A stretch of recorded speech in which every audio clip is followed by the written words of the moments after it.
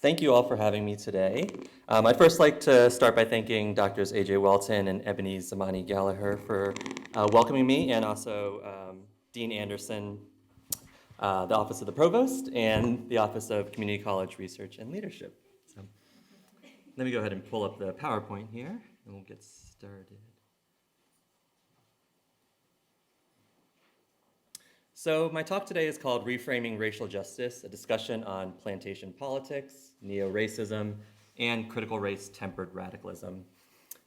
As AJ said, my name is Dian, Squire. I use he, him, his pronouns, and I'm a visiting assistant professor at Iowa State University in the Student Affairs program.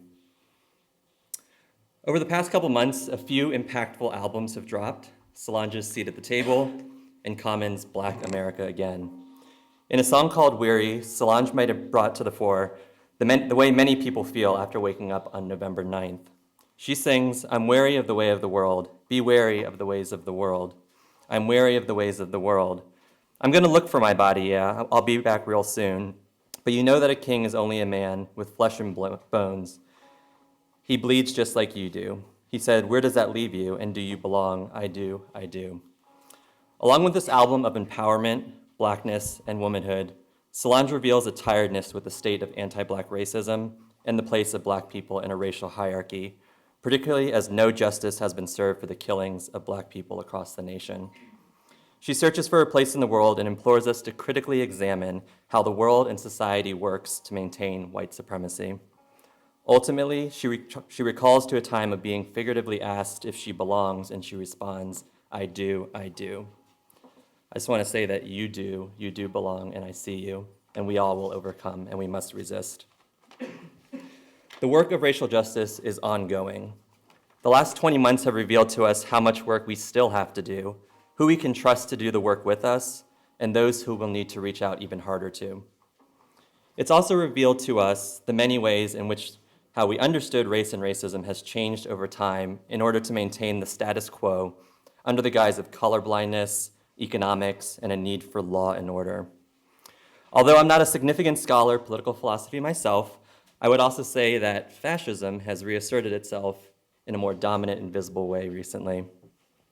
And unfortunately, various iterations are creeping up in different ways. We must resist. Today, I hope to give us some new language to think about racial justice on our college campuses. We need new ways to view the oppression and marginalization of people of color at our universities. Then we need to find ways to transfer this new knowledge into action. I have a renewed dedication to praxis, and I've been burned doing it, but it's necessary work. I'm not entirely sure that these are complete lenses from which to view our work, but I do think that they can be revealing in helping us to pursue justice. I'm currently developing, supplementing, and mulling over these frames and others as I decide for myself what I'm going to do with my work. Oops, too far. I want to talk about three frameworks from which I try to view my work, and I'll start at a bit theoretical and move into a more practice-ready framework that spans three different areas of higher education that I believe are relevant to the University of Illinois and to many of our campuses. The first is a framework I call Plantation Politics. Stemming from some of the work that I'm doing with Dr. Frank Tuitt at the University of Denver and Dr. Bianca Williams at the University of Colorado Boulder, and also joining our project is Dr. Lori Patton Davis, who will be with you in the spring. Plantation Politics provides the opportunity to reveal parallel organizational and cultural norms between contemporary higher education institutions and slavery plantations. This unfolding framework is still under construction, and to many it's scary and dangerous. It's scary and dangerous to those in power and those entrenched in its snares because it is both tacit and ignored. It's theoretically evolving, and the material reality affects the daily lives of students, faculty, staff, and administrators on our campuses every day.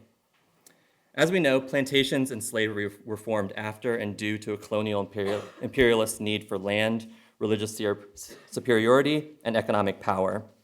The vestiges of those mindsets still exist today in the many neos: neoliberalism, neoconservatism, neocolonialism, and neofascism, that have transformed across time and continue to influence policy, behavior, and culture. A through line in each as it relates to higher education is in the many ways in which universities reach beyond borders and engage in economic globalization and imperialism. The one area that I think is most salient at this moment is the increasing reaction to globalization or the internationalization of higher education.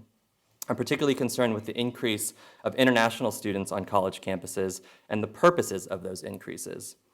I posit that the increase is due to a nuance of neoliberalism in higher education that commodifies international bodies of color in order to produce and reproduce an academic capitalist knowledge regime. As a result, we as institution engage in what Lee and Rice call neoracism.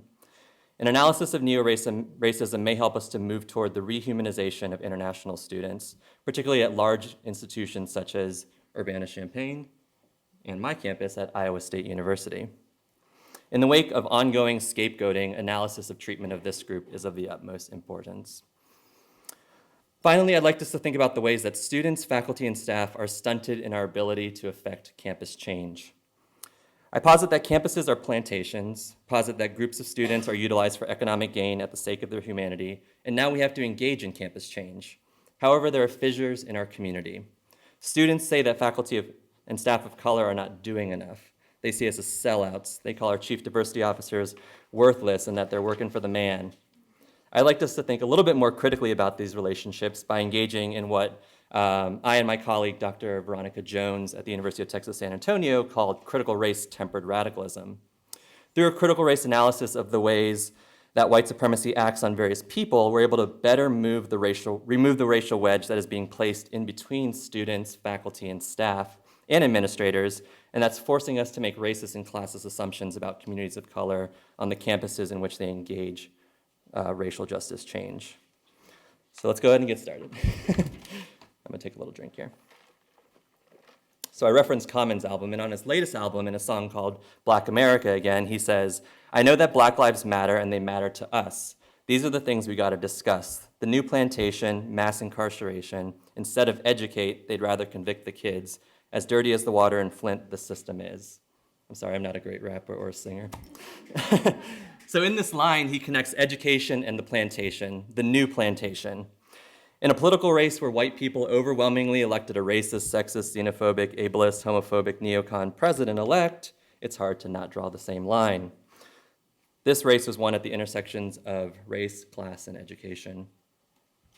In the newest edition of Critical Race Theory and Education, Garrett Albert Duncan writes, quote, "Contemporary forms of racial oppression and inequality are expressions of alachronic discourses that inform ontological blackness, or the blackness that whiteness created as Western civilization began to emerge as a prominent force in the world.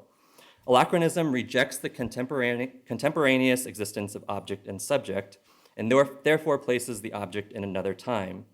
That is to say that Black people are seen, understood, and treated by others as existing in a space that is not contemporary, but rather situated in material and non-material realities of time and place as originally defined by their captors centuries ago. In essence, Black people are seen as savage and non-human, or, quote, having a debilitated mental capacity. As a result, the policies, programs, and realities of today's white supremacist society act and reproduce in accordance to the racist epistemologies of another. Perhaps what we might call a single longitudinal racial formation project. While maybe this concept of alachronism is not new to anthropology, Duncan brings this theory and concept to the educational fold to provide us with an apt language to explore the phenomenon more clearly.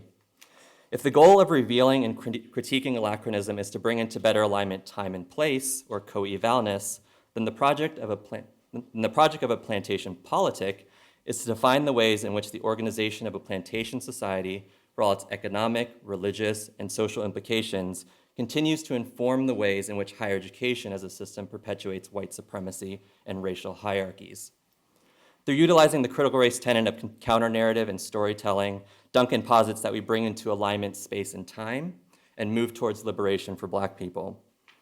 I want to begin to define the plantation politic as a framework for exploring these parallel structures, explicate application of this theory to a set of contemporary campus realities, and then have you all continue to make these connections in your departments. And that's what those little cards are going to be for. So we're going to do some group work today, okay?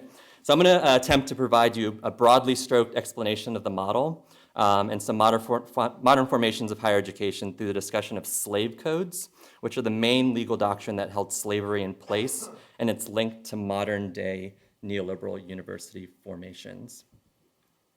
So a project such as this allows one to begin to paint parallels between time and place and illuminate the ways that anachronism works to make normal the dehumanization of Black people in modern time. It also allows us to disentangle historical underpinnings from modern organizing structures in order to reconstruct more equitable systems. Craig Stephen Wilder in Ebony and Ivy provides us with an extensive history of the ways that higher education were quite literally built on the backs of Native peoples and Black slaves during the 1600s. This book should be required reading for all students.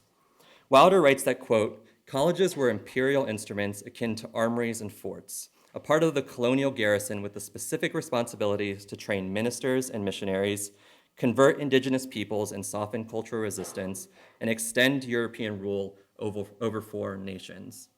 The project of white supremacy in this country and globally was born out of colonial competition between European nation states in order to extend religious rule and build economy.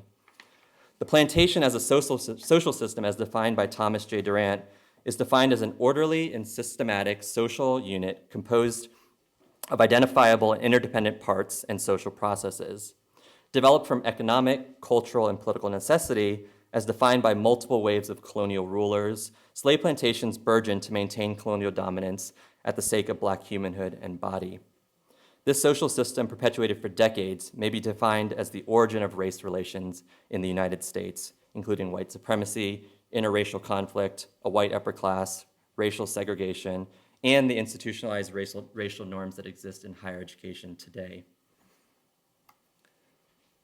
So this slide has a lot of words on it, but it defines the structural elements and the processual elements that are existent in and on slave plantations, and a little bit of a definition of what they are. So I'm not going to fully explicate them all for you, but I'll read them out loud. So understanding the organization of plantations involves understanding the 9 structure elements and the 6 processual elements. So over here on the left, you'll see knowledge, or these are the beliefs of what are thought to be true. Sentiment are the expressive feelings between two people. Goals relate to the objective of slavery. Norms are the rules that govern and control behavior. Status are the different positions within the social units. And this one is particularly important to look at when we think about laying this framework over our higher education, and so we can think about the various people who have power over others and the roles that they play. Rank, or the arrangement of that power into the social hierarchy. Power, or the capacity to control people. Sanctions, given based on conformity or non-conformity to certain rules. And facility, which are the different technologies of dominations or resources that help you obtain an end. The way we get there is through communication, boundary maintenance, which is the attempt to maintain a system linkages, or the way we link to other forms of control. So we may link slaves to police control, for instance.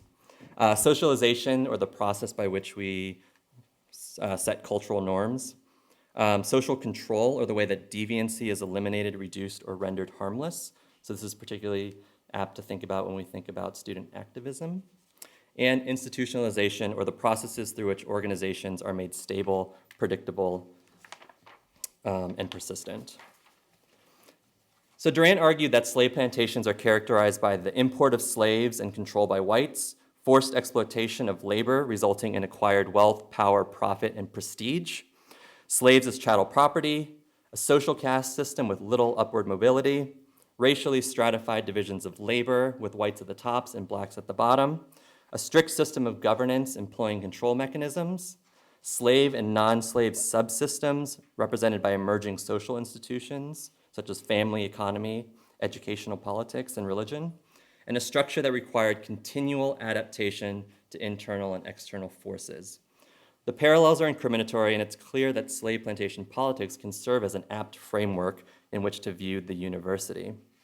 So if we look at campus environments through the lens of Durant's slave plantations, they may help us to better understand the ways enslaved Africans and slave plantations were fundamental to the creation of university campuses, how the exploitation of Black people's physical and emotional labor continues to be central to the economic workings of universities, and how the vestiges of plantation culture and life influence modern university culture, climate, and structures of power. Using the framework, we're able to examine the interactions between institutional leaders and campus protesters, such as student, faculty, and staff, in order to understand the power differentials embedded in these interactions. We can explore how the technologies used to create plantation life are similar to those technologies used to sustain higher education institutions, and the ways these work to reproduce racial inequalities and hostile racial environments that give rise to campus rebellions. Finally, we can better understand how employing control mechanisms that seek to repress campus rebellions may reinforce white supremacy, limit freedoms, and continue to oppress Black lives. While plantation life has been vigorously studied for its heterogeneity of system, determined by geography and crop, individual slave owner, and time, there are broad commonalities and trends, much as there are broad commonalities, characteristics, and movements in today's higher ed system. The nuance of place, time, and purpose opens up interstices for future exploration. But per broad example of the framework, I want to share one in particular that is called the oxymoronic social existence of whites, or neoliberalism as the new slave code. Beverly John explored the social psychology of slaveholders by examining what she calls the oxymoronic social existence of whites. Throughout history, white people created a hegemonic understanding of, quote, the power of the slaveholding planter class to construct reality in a fashion that justified their every action. So I'm kind of laying it out here. There's a lot to read, but maybe just listen, it's fine. Through these hegemonic understandings, however, there are inherent contradictions or the oxymoronic social realities. For instance, slaves were seen as non-human savages and yet made to take care of children in homes. Slaves were also seen as having a, quote, debilitated mental capacity, yet there is much research which proves that slaves worked towards their liberation constantly. Essentially, there was a disconnect between the reality of white life and the notions of humanhood that whites created for Black people. In order to maintain order, the authors of law created slave codes to maintain that order and punish any dissenters. The name of the game was white supremacy, the rules were slave codes, and the game board was the plantation. Through this lens, one may examine today's contradictions in diversity work, often shaped by neoliberal logics and actions that simultaneously dehumanize and provide moderated space for Black people to engage in the educational enterprise. Today's game is the commodification of bodies of color for economic gain. The rules are neoliberal diversity rhetoric, and the game board is your college or university. When slavery was headed towards its formal end, some white religious leaders publicly wanted to free Blacks. However, there was a realization that freeing Black people gives them potential power equal to whites. Now they thought the only thing that separated Blacks and whites was skin color. But that wasn't good, right? So at the same time, whites needed Blacks in order to run their plantations. Ultimately, Blacks couldn't be free or white people would go broke. So how can they do both, they asked. If we watch 13th on Netflix, you can see how chattel slavery has been redesigned through the prison industrial complex to maintain aspects of our economy. And we can also apply the same logic to today's economy and illuminate the ways that these parallels exist. So we may recognize many neoliberal contradictions in today's colleges, though they wouldn't have called them that 4 centuries ago. In today's neoliberal organizing of higher education, we might identify institutional maneuvers that do just enough to keep Black students here on our campuses and subdue activist movements while at the same time dehumanizing them. These potential dehumanizations include commodifying their bodies in marketing booklets and other visible recruitment materials, knowing well that students are looking for diverse campus contexts in their college choice processes, utilizing numerical statistics to look good in campus ranking booklets, increasing good publicity for those high numbers, and utilizing bodies of color for economic gain vis-a-vis tuition dollars in a growingly diverse economy. These are some of the economic drivers that require universities to continue to engage in a double down of the commodification of bodies of color. At the same time, we utilize terms which hearken to an anachronistic understanding of Black people, such as at risk, unprepared, remedial, along with other social stereotypes of Black people, such as dangerous. We also treat Black students, faculty, and staff as lesser than, and without respect, we marginalize them, overtax them, showcase them. In these few comparisons, we begin to see how white mindsets about Black people and the want to rectify this reality by some is reinforced and reified in campus action. Put simply, white people who run our universities need Black people to attend their universities in order to stay open. However, that doesn't remove the mindset with which white people think about and treat Black people. And while some people would have liked to free slaves or give Black people humanizing education, neoliberal action and policy, or slave codes, work to continually commodify bodies and quell controversy. Slave codes were laws enacted on a state-by-state basis that determined the rules and regulations for owning slaves and slave behavior that were punishable by fine or corporal punishment if not followed. Thinking of diversity through a neoliberal lens reveals the ways that universities still function as upholders of these slave codes. Slave codes dictated life on the plantation through the restriction of movement, education, behavior, and also dictated behavior for the slave owners or those who opposed slavery. Importantly, slave codes were created in order to quell uprisings. Today, universities tout diversity and inclusion policies despite the continued cultural environments that perpetuate white supremacy and the dehumanization of people of color, aptly rendering those policies useless. This is how neoliberalism acts as slave codes. Neoliberal action and policy determines the types of coursework and the presence of Black faculty and staff through many mechanisms, including alumni giving power and scholarly publishing normativity. Neoliberalism militarized our campus police forces, such as when Sam DuBose was killed by a University of Cincinnati police officer. The officer's logic probably assumed DuBose was dangerous and ripe for uprising. Neoliberalism thrives off of fiscal austerity of necessary congregation spaces and services for communities of color thriving in a white supremacist society, battering down the walls of these microclimates of safety. Neoliberalism also provides just enough leeway for Black people to breathe and have a sense of humanity when the campus creates diversity task forces, invites speakers to campus, and conducts climate surveys, but only just enough room to maintain order, quote, nothing abrasive to the public harmony or divisiveness in civil affairs could be tolerated in the curriculum or the culture of a student body. More broadly speaking, society's neoliberal rhetoric regarding the necessity of a college degree to maintain upward mobility and the reality of the college degree as the new high school diploma places higher education at the center of an economic enterprise that easily allows administrators to take advantage of the attendees and keeps them in place through hegemonic notions of success. In a more nuanced example, we might explore the ways that Black athletes are held at will of the university via scholarship and promise of fame. In these ways, we can see parallels between humanhood, reality, and the slave codes that hold the economic state of higher education in place. Through this view, we pull together the structural elements of knowledge, sentiment, goal, status, sanction, and facility. Through processual, I'll go back to this slide, elements, we pull together boundary maintenance, systemic linkages, socialization, social code, and institutionalization. To pull it all together, in Wilder's Ebony and Ivy, he writes about a sermon given by Reverend Benjamin Wadsworth, future president of Harvard University. Wilder writes that Wadsworth told his congregation to not, quote, pinch their servants by denying them food, drink, clothing, medical attention, and periods of rest necessary to their health. They should give their slaves time for prayer and private contemplation. Give them to God and pray for them, and let them read the Bible and other books that would enhance their faith. Keep them busy enough to avoid sin, but not so exhausted as to impair their well-being. Choose the mildest penalty that would effectively cure the fault, remembering that a good master needed neither tyranny nor terror. So here's where we get to all apply some of this framework to our campus today. I gave you all 2 index cards, and I'm going to have you work in pairs with just somebody on your aisle or somebody sitting next to you. And I want you to think about, is plantation politics an effective framework for thinking through the ways that higher education institutions work, particularly in the context of racial equity? What does the focus on slave plantations and plantation politics teach us about the significance of Black people and Black labor on university campuses? And what are some some more parallels that you might draw between plantation life, based on what you know, and a modern day campus? This might be easier for some folks if you have read a lot of history, and maybe a little bit harder for others. But I think we can all engage in this exercise together.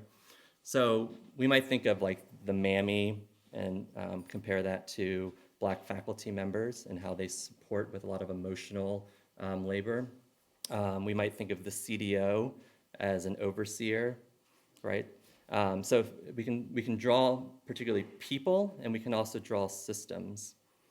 I'll put back up on the screen the framework of what is involved in plantation life, the different structures and processes, and just give you a few minutes to chat with the person next to you in your row about this. And I would love for on one of those cards with you answer this question: what are the other questions or topics we should consider? Because as we're continuing to build out this framework, we're really interested in hearing what people have to say and how they're making those parallels. So I'll give you about 6 or 7 minutes to do that, and then we'll come back together. So I think we can continue to extend and evolve this framework into modern times through the engagement of the terms such as neocolonialism, neo-imperialism, and neo-racism, and also employ our engagement in globalization and internationalization as a case study. Connecting to the previous framework, we may even employ a setter colonial logic and examine how the import of bodies spurs the economic reproduction of a higher educational industrial complex. As states continue to reduce funding to higher education, institutions are left to find new ways to reduce costs and increase income.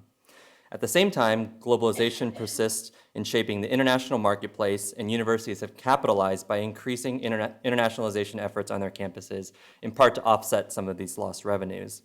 Post-World War II, institutions increased their nationalistic presence in countries around the world as part of the nation's cultural, political, economic, and military forms of domination, while also maintaining and increasing the internationalization of research and scholarship on their home campuses. Increased multinational university systems, such as United States branch campuses in other countries, lack of access to education in many countries, and the US's widely recognized institutional prestige and massification of higher education led to increased numbers of international students who sought out higher ed in the US, and points to an important juncture in understanding higher education broadly. Rhodes and Liu argue that the increasing internationalization and globalization of higher education exists in relation to a globalized capitalistic economy driven by neoliberal ideologies. Neoliberalism, as a global social and economic theory, understands society to be organized around market-based values of individualism, individualistic capital gain, fiscal austerity across a range of social structures, and an increased competitive ethos. As it relates to international student enrollment in the US, neoliberalism suggests that universities admit students from international countries because they pay higher tuition rates and or may be supported by their countries financially.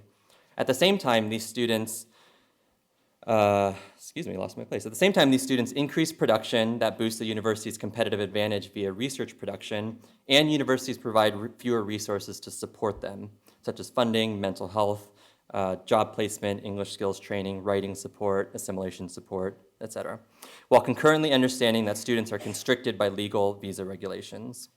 Lastly, universities tout international students as successful and diverse students of color in marketing materials, thereby continuing to capitalize on their physical bodies. The dehumanization and commodification of international students of color by ways of monetizing them for capitalistic gain is the focus of this next part. With a 72% increase in international student enrollment since 2000, over 886,000 students are international, making up 4% of total graduate enrollment. So that's the focus of a lot of my research. In STEM fields, international graduate students make up anywhere from 50 to 70% of enrolled students. Students also tend to come from certain countries. In 2014, there was a 26% increase in enrollment from students from India, 3% from China, and 32% from Brazil.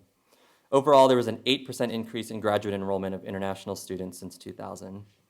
Importantly, Altbach estimated that the international students bring in approximately $27 billion annually to the US alone, and over $100 billion globally.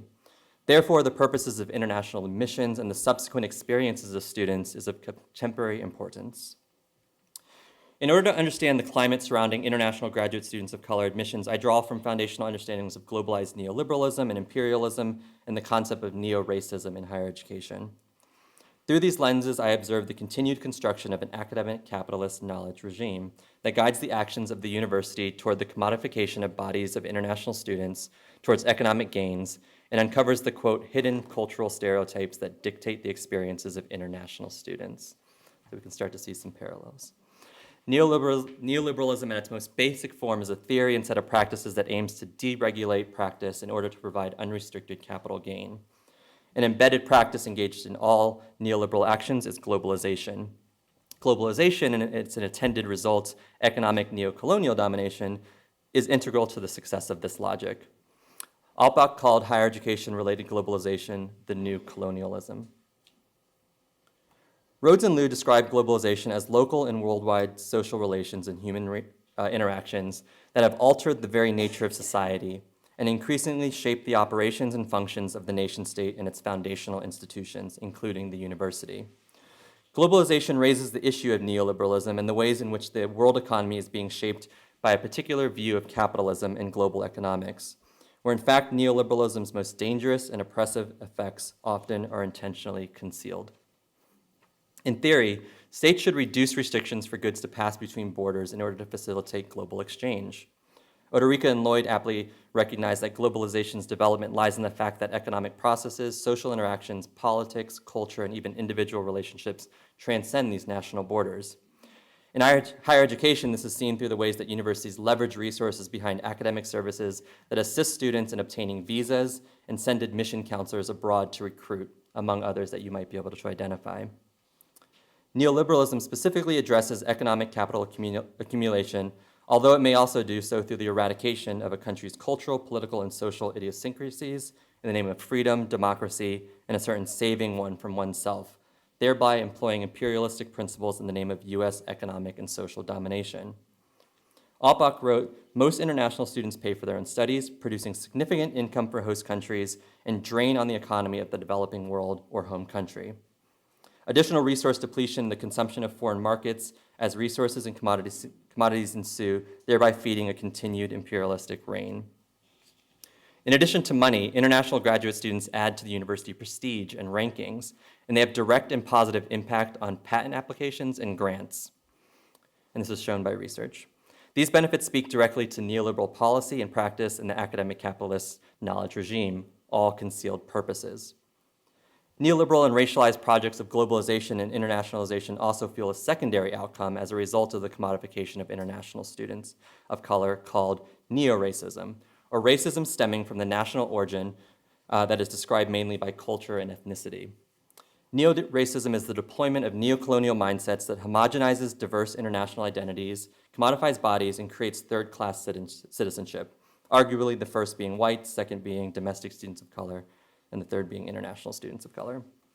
Neoracism does not erase historical US understandings of racism. However, it provides a new way to discriminate based on race by masking the discrimination with arguments against national origin. Neoracism leverages the whiteness of an organization against international bodies of color, as well as domestic bodies of color, when those domestic students are misidentified as foreign, even as this diversity remains a desired commodity. Neoracism may affect the types of student services provided to international students, including admissions, registration, residence life, and dining, that do not do well to accommodate international students, despite the greater needs such students have as compared to domestic students. Through this logic, I argue that neoracism manifests in the commodification of bodies of international students of color by using them to raise the academic capitalist knowledge regime, but not providing the necessary services or developmental opportunities. As an example, one way that international student bodies are used is through their use of diversity reporting to broad publics. This rhetoric has the implication of shifting the narrative of diversity discourse away from remedying historical representation and equity work for domestic students of color. Therefore, I think neoracism is an apt theory from which to view this project as it grounds a specific understanding of the treatment of international students. Participants in one study I conducted, who are faculty of color involved in graduate admissions, noted that the international piece is a big push, and it reflects an international reframing of diversity that conflates international students of color with domestic students of color. This happens on a lot of campuses if you see that they report 30, 40% students of color, and a large portion of that are international students. Analysis of these faculty narratives unveil a change on the participants' campuses that highlights this neoliberal project of capital gain, domestic minority community dissolution, prestige increase, and global expansion vis-a-vis international admissions. This global project is supported through recruiting and admitting international students, particularly those students from Asian countries such as China and India, and South American countries like Brazil. Some universities like mine at Iowa State, and maybe even this one, might even impose a tuition tax on international students, thereby shifting the burden of supporting students back onto the students themselves rather than the institutions that recruit and admit them.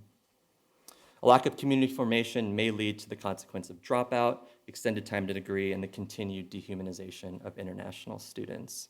I see this as a huge issue on many campuses today.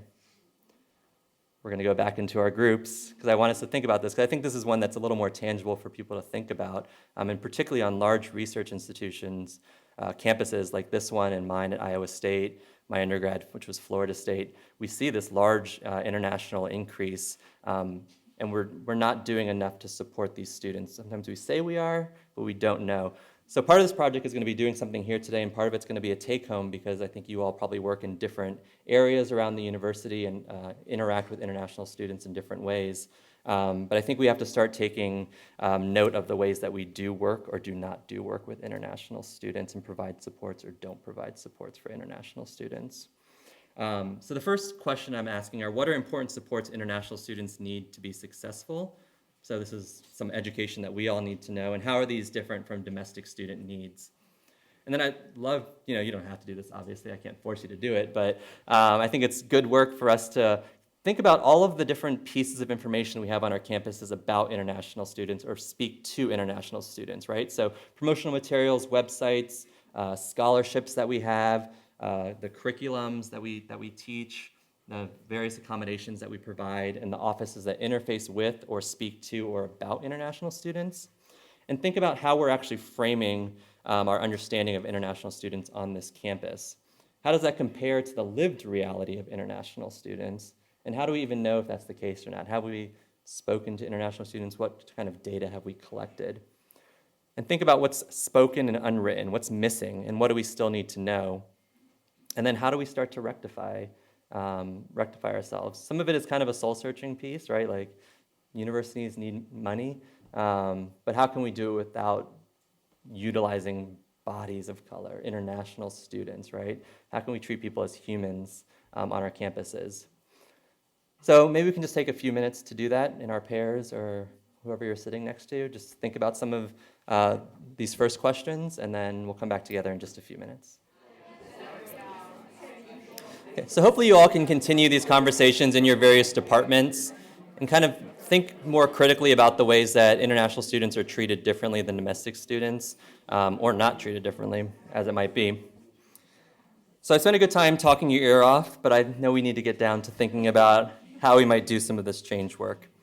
Just as white supremacy does, it tries to avert our attention away from the problem and inserts a racial wedge in between and into groups in order to dissolve important coalitions needed for successful racial justice campaigns. What I'd like to spend a few minutes talking about is what my colleague Veronica Jones and I call disengaging whiteness and examining power in campus activism, reuniting communities of color through a critical race analysis of tempered radicalism. Today, students, faculty, and staff and community members, particularly Black individuals, are leading campus revolutions aimed at addressing racial injustice, histories of dominating whiteness, neoliberal reorganizing of institutional policies and practices, and a diversity rhetoric that limits the power of social justice advocates to do such work. Today's communities of color are critically examining the systems of oppression around them and have taken it upon a critical moment in time to change their campuses, even as white racial solidarity and protection of white liberal and conservative property rears its head. The property value of whiteness is great and powerful, and for many, it's not for sale. However, as students of color engage in campus activism, they may begin to feel unsupported by faculty and staff of color, and faculty and staff of color need, somebody agree? Need to better understand how students of color experience and engage the university. Many of you might be thinking this right now, and Veronica and I argue that we must analyze how power commissions and disengages various campus communities for the battle for racial justice. And we have to do this to remove a racial wedge between the two groups and move forward in solidarity. So first we examine students, and to this part I'm talking mainly to faculty and staff. The discourse on student engagement must be viewed more critically as a theory of reciprocal engagement, of mutual influence between students and the institutional environment itself. Predominantly white institutions have been historically plagued with white ideologies that create messages of white privilege and depict people of color as from a deficit perspective. These factors place students of color outside a dominant norm, undoubtedly affecting not only the amount of time and energy that they place into the efforts, but also counter the outcomes of their efforts. Student satisfaction with campus engagement opportunities and its correlation with positive outcomes must also factor into the negative impact of systemic racism within institutional spaces as it relates to the lived experiences of students of color. We must examine the institutional messages of power and privilege that devalue the efforts of students of color in order to disrupt the status quo and create alternate definitions of engagement that value social justice lenses and support students in challenging racial inequities. In conjunction with the ideal of student engagement as a way to connect students to the academic and social networks needed to persist, civic engagement has been named as a valued outcome of the collegiate experience. Due to the tendency to delineate collegiate outcomes within a dominant epistemological frame, the concept of civic-minded engagement needs to be understood in the context of whiteness in a PWI. Although most institutions assert a commitment to providing civically responsible engagement opportunities for all students, the actual objectives and outcomes of engagement might serve a different capacity for students of color as they're part of a marginalized campus group. Whereas white students often assess volunteerism as an objective of personal development, students of color often view an activity such as activism in line with these same objectives. The conundrum of higher education is evidenced by the norms of the PWI environment that proclaim a commitment to equipping students for socially conscious engagement, yet cultivates opposing theories of white privilege and blindness towards the way campuses themselves cultivate oppression. In order to assess the ways that faculty and staff can serve as advocates for students of color, we must negotiate the language of activism as situated within dominant normed engagement definitions that depict activism as a deleterious act against PWI principles. Activism is mainly posited as an effort and commitment to create change around economic, social, and political issues. These efforts are commonly connected with actionable techniques, such as protests and demonstrations, that allow individuals to utilize voice and to occupy physical spaces to contest various forms of injustice. The contrast between the perception of engagement as in line with the democratic ideals and mission of a university and activism viewed as a disruptive and nuisance to be managed has implications for the resistance with which students of color are met and when attempting to change their campuses. This resistance ties to the larger social messages of those protecting capitalistic values of prestige and privilege versus those attempting to expose the power structures of their institutions. While activism can be transformative for students of color, they're functioning within a white frame that works to other people of color as culturally inferior or overly emotional. The fear being characterized as emotional goes beyond labeling. For people of color, active resistance against racism can result in material consequences such as further alienation, sanctioning, and even official reprimand such as expulsion. Students of color bear the weight of not only resisting racist institutional practices, but also providing themselves with the emotional protection from the very racism they resist in order to avoid those consequences. Frameworks that advocate for student activism must challenge campus leaders to problematize their own oppressive practices, but also encourage faculty and staff to increasingly provide the support students need to be heard and make an impact on campuses. The student-faculty as well as student-staff relationship are particularly essential for students of color in that people of color who work within structural constraints of the PWI environment can assist students in navigating these constraints. Mentoring has been referenced as having a positive impact on the experiences of Black students, as one example. While mentoring literature focuses on the mentoring outcomes of academic and social success, for students of color, those interactions also serve as socialization into the basic survival strategies needed to combat the everyday microaggressions of the neoliberal university. Beyond sharing practical understandings of the structural foundations of higher education, faculty and staff can also serve as facilitators of student movements in various capacities. The role of faculty and staff who hold higher positions of authority in the institutional hierarchy can aid in activist efforts. Now to faculty and staff. While faculty and staff can act as mediators between students and administrators, this relationship also needs to be further contextualized in the battles of people of color to be seen as legitimate to those very administrators in the academy. While this system of support is favorable for campus activism, we must first consider the limitations in which faculty and staff of color are placed that might prevent them from such support. So now I'm speaking to students here, right? Faculty of color deal with parallel microaggressions of racial prejudice in their everyday institutional experiences.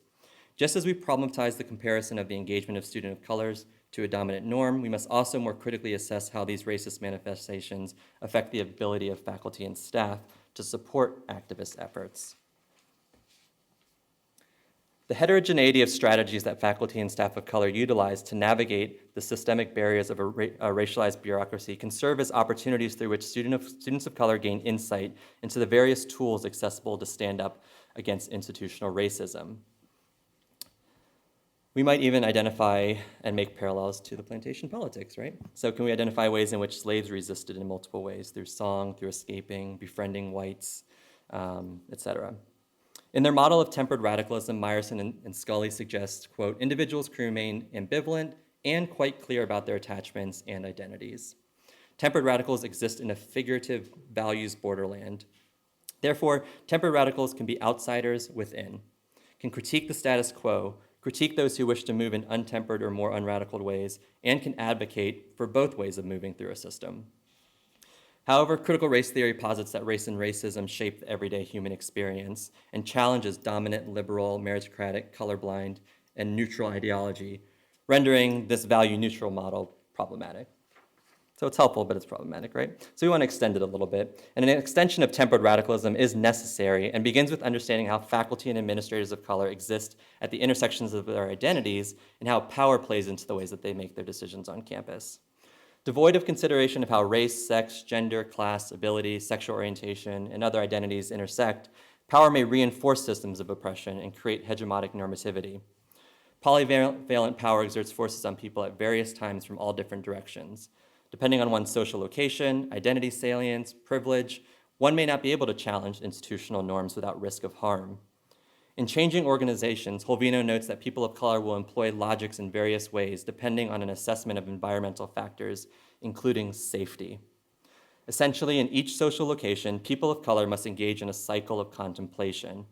Technologies of domination such as faculty tenure and promotion, hierarchical reporting structures, surveillance, police, social media, or student assessments may restrict movement. As faculty, staff, and administrators of color, we often hear critique that we're not being authentic to our true selves. I ask, what is authenticity and who's allowed to be authentic? Through a CRT analysis, race and racism are forwarded and understood as endemic to everyday life and therefore embedded within an analysis of authenticity. This begs the question then, how is an individual who is deeply embedded within and affected by systems of racism on a daily basis able to act in a tempered manner when the value of racial justice is so central to their personal value system? If a person of color's authenticity reveals itself as anger toward a situation, sadness, or fear, there's a true risk for them as being seen as a threat, weak, incapable of making decisions, or subjective. Authenticity is reserved only for the privileged and those who engage in a project of maintaining whiteness. The ability to be authentic is directly linked to one's being civil or collegial. Within the literature on faculty of color, the effects of being viewed as civil and collegial have potential impacts on the tenure and promotion process, the core mechanism for retaining employment as a faculty member. The rhetoric of civility and collegiality is a technology of domination that silences people of color before they can express an opinion. If one's well-being is predicated on employment, then keeping that employment secure is of the utmost importance. The tension highlights a classist assumption embedded within the tempered radicalism framework and is often lobbied by students, but it must be revealed. These are critiques of the normative system and how rhetoric constricts, but this rhetoric also has a very real hold on faculty and staff. A few other points for people to consider. One, organizational positionality within an institution is important to understand, as there are certain levels of formal power one has in each location. For instance, faculty members are understood to hold high levels of decision-making power and also certain levels of protection from retribution. The statement comes with the understanding that colorblind policies and ideologies can still disproportionately negatively affect faculty of color. However, compared to the student affairs or support staff counterparts, there is still a relative sense of security and ability to act that comes from holding a faculty position, particularly one that's tenured. Additionally, student affairs administrators are hired to both provide support and programming for students, but also enforce the policies of the university. This dichotomy places them in a literal bind when they wish to support students of color, while also having to enact policies that may aim to silence students. Mediating positionality is one's knowledge around equity and campus change. Engaging in change efforts requires certain forms of cultural, social, navigational, and potentially economic capital. How people of color engage in these efforts may be affected by one's ability to engage in discourse on the topic of racism, white supremacy, and neoliberalism, to package an argument in a way that is understandable by appropriate audiences, and to follow up with support around these efforts. One's racial literacy may dictate the ways in which one chooses to engage. Lack of racial saliency may influence the ways in which one aligns with a racial justice project in solidarity with communities of color and does their work as an educational administrator. And lastly, students may have particular perceptions of faculty and staff of color, leading them to expect certain behaviors to occur. And if those behaviors don't occur, there may be continued or heightened discontent. Faculty and staff should work with students, not only provide opportunities for students to engage with their activist identities, but they must also engage in conversations about how change occurs on campus. When students understand the various mechanisms for change, there may be stronger, more trust-driven relationships that form. This education doesn't require that students completely change tactics or that students should be tempered in their own activism, rather that there's a more nuanced understanding of the student role and the faculty-staff role within this context. There's also a need for each constituency to try to understand the lived experiences of the other before blaming each other. Students have different constraints, as do staff and faculty. Students of color who are actively involved in disrupting campus inequity face reprimand and further marginalization, just as faculty and staff of color must avoid the negative consequences of speaking out against racialized practices in the academy.